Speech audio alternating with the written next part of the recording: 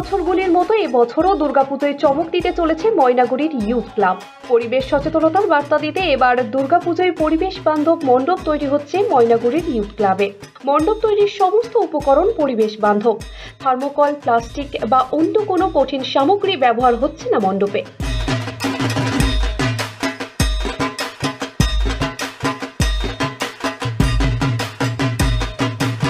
উত্তরবঙ্গের ঐতিহ্যবাহী club Maynaguri youth club এবার তারা 64 বছরে এসে পদার্পণ করেছে এবং তারা এবার গোটা উত্তরবঙ্গবাসীর জন্য যে চমক রেখেছে, গোটা পরিবেশ বান্ধব ব্যবস্থা তারা করেছে। এই সুবিশাল যে মন্দিরটি তৈরি হচ্ছে, দুর্গা মন্দির, মায়ের যে মন্দির এখানে বানানো হচ্ছে, যা মেদিনীপুরের কাঁথি থেকে কিন্তু কারিগরদের নিয়ে এসে এই মন্দিরের নির্মাণ কাজ চলছে, একেবারে অন্তিম পর্বে প্রস্তুতি পর্ব চলছে।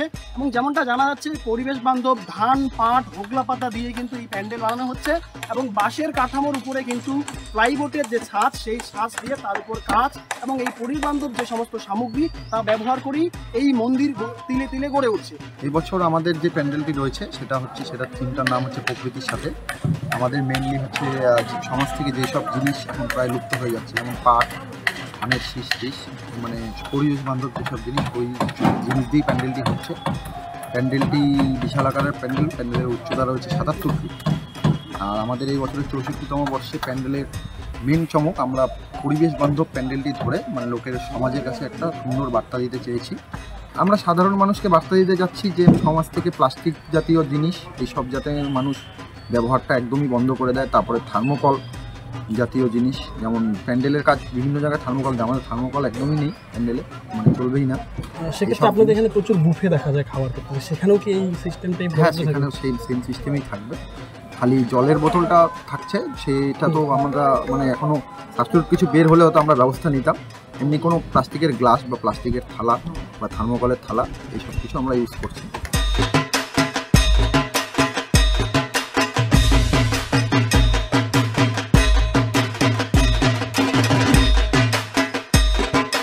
দিনে দিনে দূষণ যত বাড়ছে ততই গুরুত্বপূর্ণ হয়ে উঠছে পরিবেশ বান্ধব জিনিসপত্র। পরিবেশ সচেতনতায় এমন উপকরণ বেছে নেওয়া হয় যা পরিবেশের জন্য ক্ষতিকারক নয়, আর মানুষের মধ্যে সচেতনতা বৃদ্ধিতে সেই পন্থাই অবলম্বন করছে ময়নাগুড়ি ইউথ ক্লাব।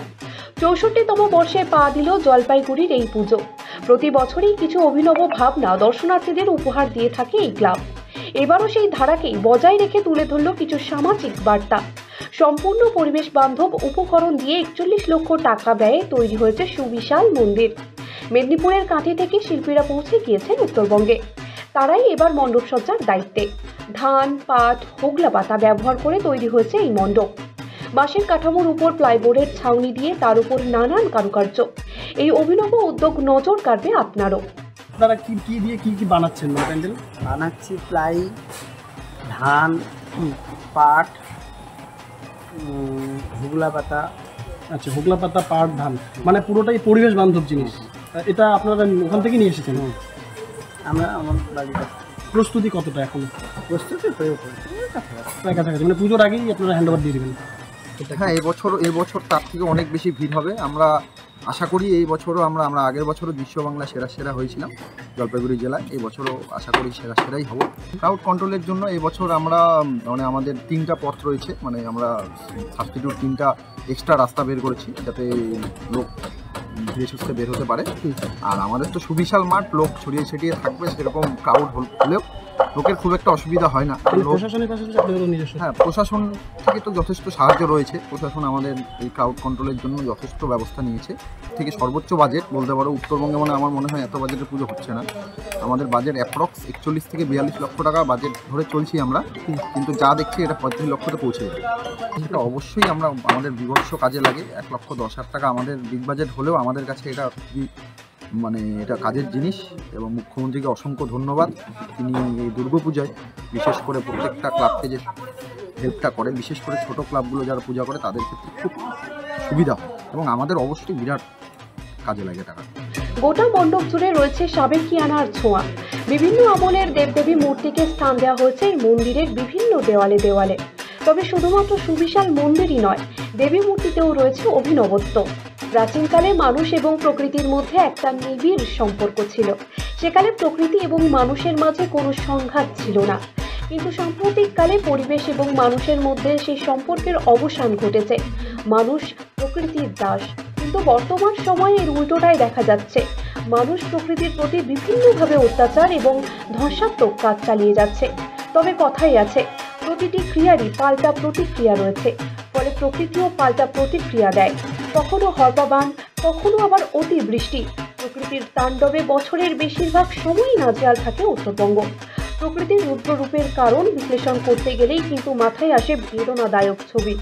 পরিবেশ রক্ষায় মানুষই অসমর্থ, আর তারই ফল একের পর এক প্রাকৃতিক বিপর্যয়। তবে মানুষের মধ্যে সেই সচেতনতায় বৃদ্ধি করতে এগিয়ে আসলো জলপাইগুড়ির ময়নাগুড়ির আনন্দনগর ইউথ ক্লাব।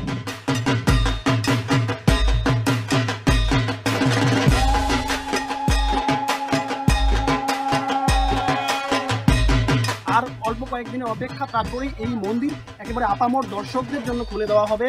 বরাবর ময়নাগুড়ির এই ইউথ ক্লাব কিন্তু গোটা উত্তরবঙ্গ নয়, আর পাশাপাশি বিভিন্ন যে সমস্ত জেলাগুলি রয়েছে সেই জেলাগুলির থেকেও কিন্তু এই যে ক্লাব, তাদের যে দুর্গাপুজো, সেই দুর্গাপূজায় কিন্তু ভিড় জমায়। এবং ক্লাব কর্তারা যেমনটা বলছেন যে এই প্রথম একটি ক্লাব যা কিন্তু গোটা উত্তরবঙ্গের সব থেকে বিগ বাজেট, সমস্ত কিছু মিলিয়ে কিন্তু এই মুহূর্তে গোটা ময়নাগুড়ি জুড়ে একেবারে উৎসবের আমেজে মেতে উঠেছে ইউথ ক্লাব সহ বিভিন্ন এলাকার পার্শ্ববর্তী মানুষেরা।